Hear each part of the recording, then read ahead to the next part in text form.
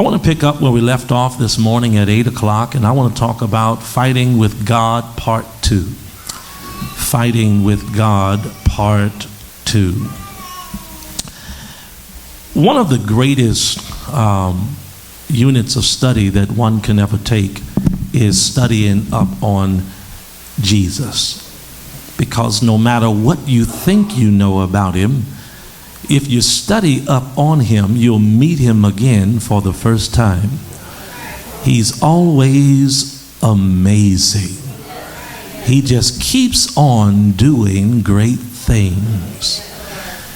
In the case of my text, we find out that he's not simply a catch-all savior, that his death wasn't the only part about who he was on this earth, but even in his living, his life still speaks today. And I've studied up on Jesus in his life and in my text, and I've come to the reality that Jesus is always more than I ever imagined. And that's why I recommend Jesus to people. I recommend him because he's more than you ever imagined.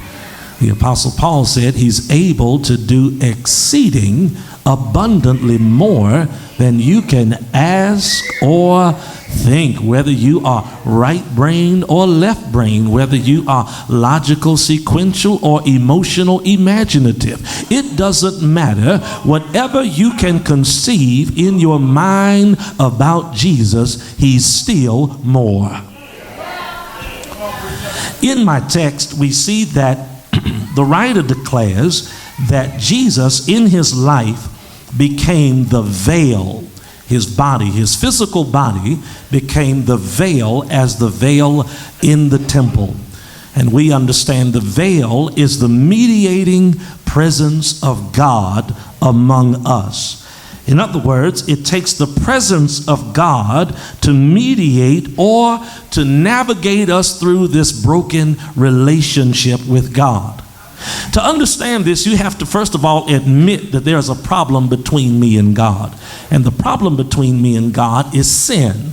The nature of sin that is yet within me. Psalm 51:4-5, David declares that I was born in iniquity and shapen in sin. And so it is the nature of humanity to be separate from God, because a holy God cannot look upon sinful creation. And so we are separated from God, but not only by the big S in the nature of sin, we're separated by the little s, the actions of sin. Because even though we've been delivered from sin and we're yet being sanctified, we're yet struggling with the nature of sin within us that has still yet to let go of the actions causing me to sin all the time. And so just like Paul said in Romans 7, the good I would, I do not, and that which I do not is what I do. I find in a law that when I would do good, evil is always right there. When I think to do the best, I still do the worst. When I try not to do the worst, I still keep on doing it.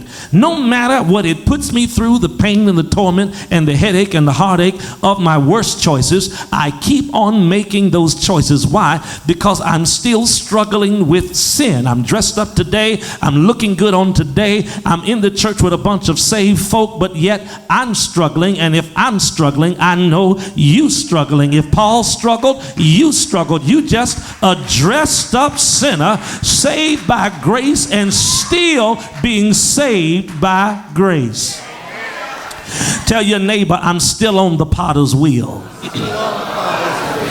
You know, I got some things I want God to do for me. I want him to heal me and deliver me from trouble and everything I get into. But before he does all of that, I need him to work on me.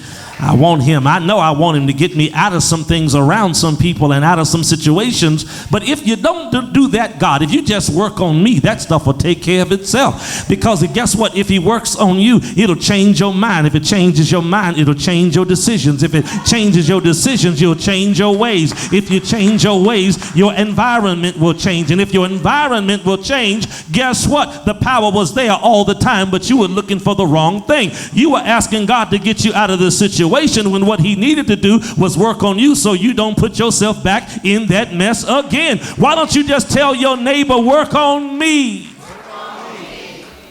And so that's the power of God. And so we realize that Christ is a mediating presence and between me and God, because sin is still present. And the mediating presence of God allows me to be able to come before a present God and not become destroyed. Now, Jesus as the veil, he is the mediator, which means that he is the only one that can bring both sides to the table, man and God, humanity and God. If it wasn't for Jesus as the veil in the temple that allows us, the worshipers, to come before the presence of a holy God, then I don't know what would happen to us, because Jesus is the only one that can bring both sides of the table. If I'm fighting against God in a sinful nature, rebellious to the will and the way of God, the plan of God, not just for my life, but for his kingdom, if I'm rebelling against it and not wanting to go with it, and I'm sinning and causing myself to destroy the plan of God, then what I have to acknowledge is I need to come to the table. But how can I get to the table before a holy God? It takes one person and one person only. Jesus is the only one that can bring me to the table with God, because I cannot stand before a holy God, and a holy God cannot look upon my sinful self. And so if I look at it that way, that it takes Jesus to be the only one that can bring both sides to the table, then I have to acknowledge this very simple parenthetical point. Because in the presence and the person of the second person of the Godhead, Jesus, the Christ of the world, so in the person of the Son, the second person, then I understand that I now see a heavenly Father, when the time comes, was willing and able to come to the table to reconcile with me. So if God the Father started everything, then he followed up with the Son, and then followed him up with the Holy Ghost. Then God the Father, when he created the Son, he was then creating within the God self the willingness and the ability to come to the table to reconcile a broken relationship. Y'all missing this, because the awesome weight of a relationship is discovered to be the willingness and the ability of one of the other to come to the table to put back together what belongs together. And so in Revelation it tells me that Jesus was slain before the foundation of the world. Then that means before God created anything, and before anything was ever thought of in the mind of God, that he had already created within the God self the necessary space to come to the table when a sinful creation that he had yet to create would make a mistake and mess everything up. So I serve a God that already has the capacity to come to the table and work things out with me. And so if you're going to get over your relationship problems, the first thing you got to do is, before you get in the relationship, is already have the capacity to come to the table when things mess up. The problem with us is we don't have the capacity, but we already in the relationship. And that's why we're looking for therapy from broken people with relationships worse than ours. Why? Because we're looking everywhere than understanding the true nature of God within you. It is the space within you to keep love alive, the space within you to always put back together what belongs together. Because if love is being back where I belong, then brokenness is living in a place of separation. And so hell is eternal separation, and Christ gets me over the eternality of separation from him. And so even in my temporality in this material world, he creates space within me to put us back together when we get on the different page. And so before you say I do, and before you say boo, I need you to make sure you got the capacity to put things back together, because your boo gonna get on your last nerve. Your boo gonna break your heart. Your boo gonna cause you to have tears in your eye. Is there anybody in here that know I gotta have the capacity before I get involved?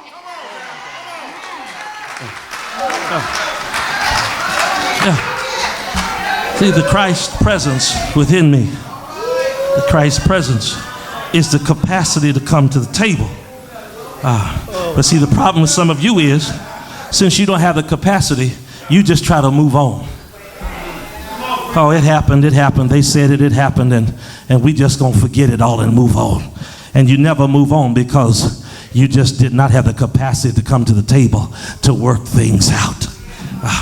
And so And so there's always a void, always a longing, always a pain, always an emptiness. Even when you're with somebody, you're empty. Even when you're with a crowd, you still feel alone. Why? Because you have not filled the void with the capacity to come to the table. See, we're going to have problems. Whenever you put two people together, we're going to have problems. Albert Einstein said the only way three people can keep a secret is two of them got to die. We're going to have problems. We're going to have problems.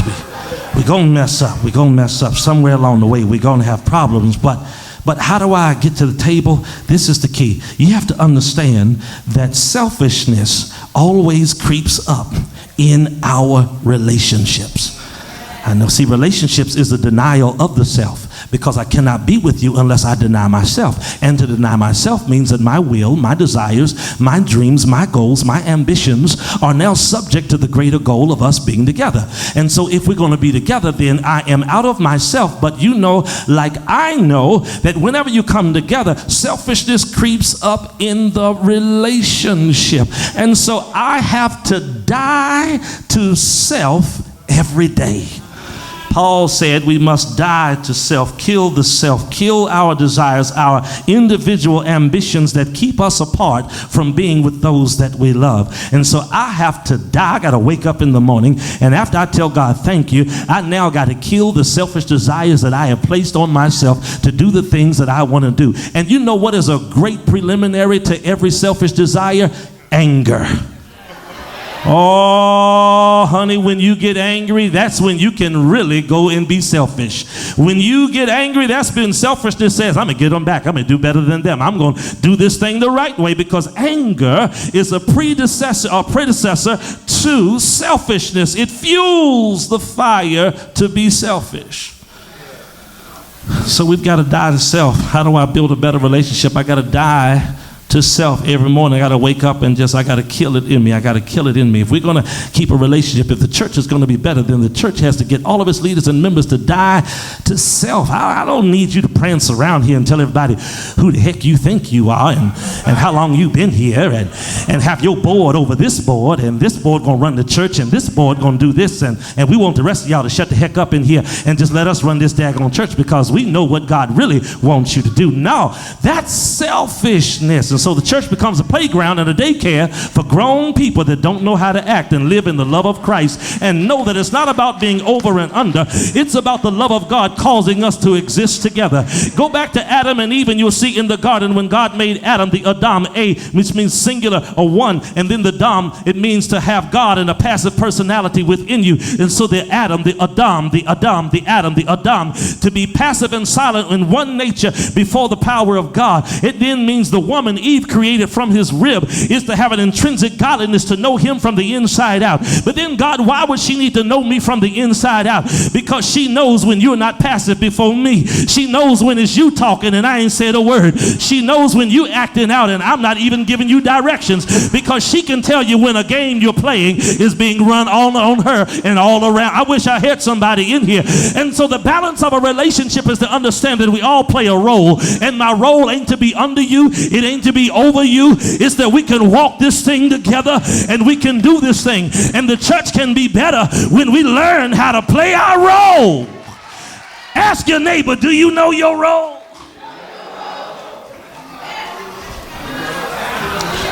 I don't need you to pay my bills. I need you to know your role. I wish I had somebody in here. I don't need you to buy stuff for me. Know your role. Because when you buy stuff, that's bribery. When you buy stuff, that's bribery. When you buy stuff, that's bribery. Let me say it again. When they buy you stuff, that's bribery.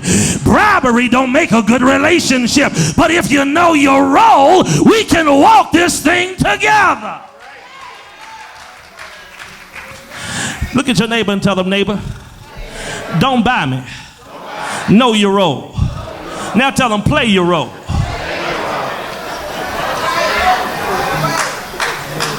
I've got to have the capacity to come to the table. And the reason why the capacity to come to the table is within me is because my happiness is now tied to you. Do you realize every person that you get in a relationship with, personal, on an impersonal or personal level, that your happiness is now tied to them? That's the nature of relationships. Every relationship, friend or foe, every relationship is tied to somebody else because we are social beings. The cross, the dimensions of the cross, the vertical dimension of the cross connects the earth to heaven. It connects man to God. But then there is a horizontal connection from one thief on one hand and a thief on the other hand. And so it's not only a connection between God and man, it's a connection between God and all of humanity. Because we are social creatures. We need each other to survive. I know you get mad at people. I don't need people. I can be by myself. I can live all by myself. I got my fire stick. I got my blanket. It's getting cold outside, and I got Bite Squad on speed dial. I can call Bite Squad. They can deliver food. I don't have to go out with them. I can spend time all by myself. I don't need anybody. I can be on Facebook and just live on Facebook all night long. I mean, I can post all these memes and things on Facebook, and I'm happy with myself. I'm happy. 3 or 4 o'clock in the morning, I'm on Facebook posting things. Why? Because I'm happy like that. I'm happy. You just don't know how happy I is, because I is walking with Facebook, and Facebook is walking with me. And so I don't need nobody. I got my fire stick. I got my blanket. I got Bite Squad and Facebook. That's all I need. I don't need anybody. You just as miserable as you can be. Why? Because we were meant to be with people. And listen here, don't ever get so mad and despondent that you feel you don't need everybody. No, you just don't need that one that made you sad and despondent. You need to keep on going, because God's got somebody that knows how to put a smile on your face. Somebody that knows how to put some pep in your step. Somebody that knows how to hold you. Somebody, I wish I had some. Tell your neighbor, there's somebody. Oh, you know, Sanford, there was this thing they said, a woman knows how to, if she can't get the right man, a woman knows how to build a man. Women are smart like that. They know how to build a man. So they need a best friend so they can find a guy they can talk to. And when they need to be held and loved, then they got a guy for that. And if they got kids, they got a guy that know how to babysit. And so between the 3 guys and the 1 woman, she got the perfect man. Because she knows how to what? Build a man. But I need you to understand, happiness is tied to being with people who are around you. Jesus was on the cross, but he said, Father, forgive them, for they know not what they do. When he said that, he was declaring that the object of his affection was his reason for being. The object of his affection was his reason for being. The object of his affection was his reason. Father, forgive them. Can you imagine? These are the ones that put him on the cross, but he says, Father, forgive them. Why? Because I'm here for them. I'm here for them. They're the reason why I'm here. No man takes my life except I lay it down. I lay it down for them. What manner of love is this, that a man would lay down his life for his friends? I'm here for them. And so the object of my affection, even on the worst day of my life, when I'm going through hell, is them. It's them. Because why? I can't be me without you. Because something about you challenges me to keep on being me. And so I have to keep on going. And that's why I love the cartoons. I go back to the real cartoons, not the stuff they got today. I mean, SpongeBob is okay. I still watch SpongeBob. Don't judge me, but I like SpongeBob. And Squidward is my man. But Squidward and SpongeBob are okay. But I still go back to Looney Tunes. I love Bugs Bunny. I love Elmer Fudd. I wish I had somebody. And my 2 were the Wile E. Coyote and the Road Runner. You remember, I mean, when I got here and I was driving down 494, I saw Acme Tools. I said, that's where the Road Runner was getting all this stuff. The Coyote, when he was ordering it from Minneapolis all this time. I had no idea.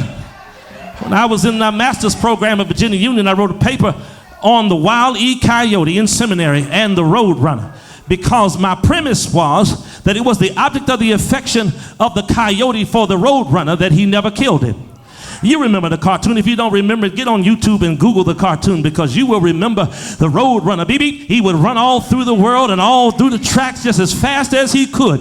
And the coyote never said a word, never made a sound, but he was always coming up with these gadgets. He was a genius. He would diagram how he was going to catch the coyote. He was going to catch the Road Runner. And every time he would miss him by that much, every time, no matter, he never could catch the road runner. And I thought about that thing in seminary, and I said, you know, it tells me that there was an existential question being answered here, because the coyote never caught him on purpose, because if he caught him, he would cease to exist. Because look at him, the coyote, he was a brilliant genius, could diagram and put anything together.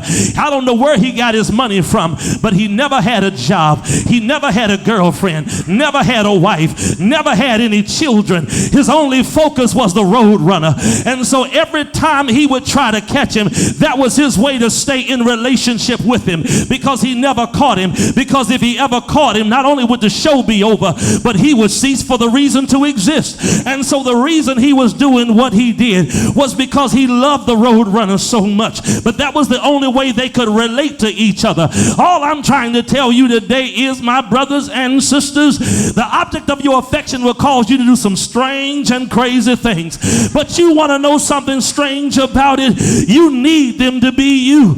And that's why God could have went on anywhere else in the universe. But he keeps on fooling around with planet Earth. He keeps on fooling around with black folks and white folks and all the folks on planet Earth. Why? He sent his son out of every other planet to die right here on this earth. Why?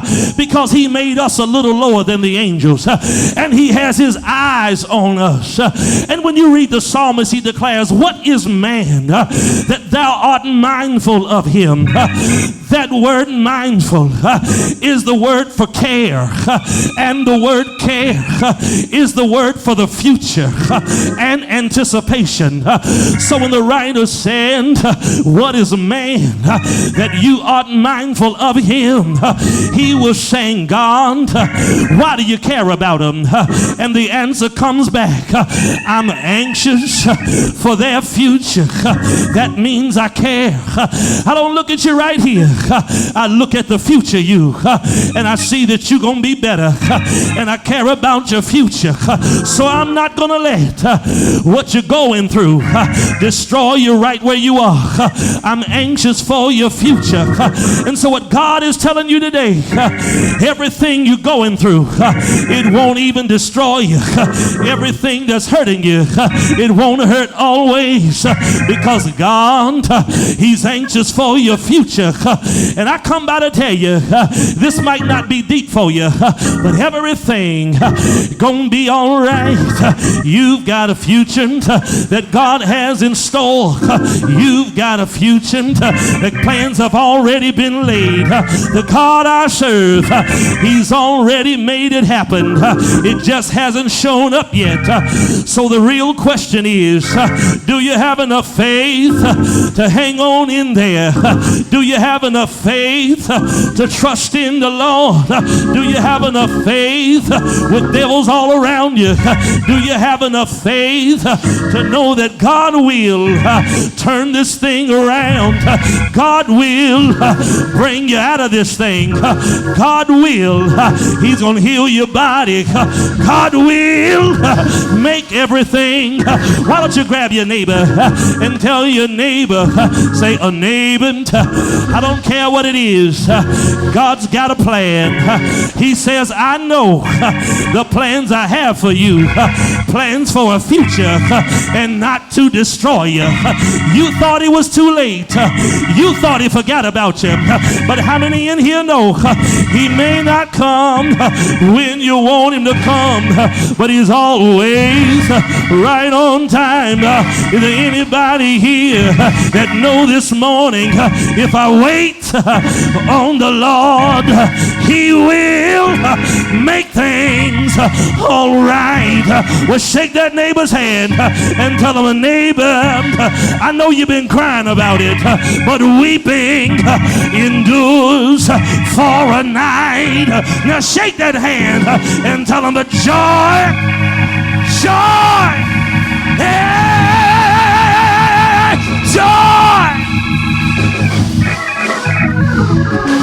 Come in the morning. Now if you know he will, I want you to find 3 people and tell them he will, he will, he will, he will, he will, he will, he will, he will, he will, yeah, he will.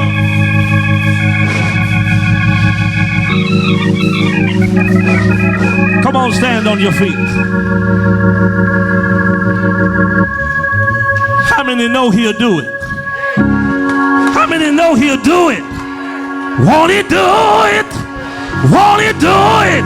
Won't he do it? God I serve is an able God, and he never fails. The door of the church is open.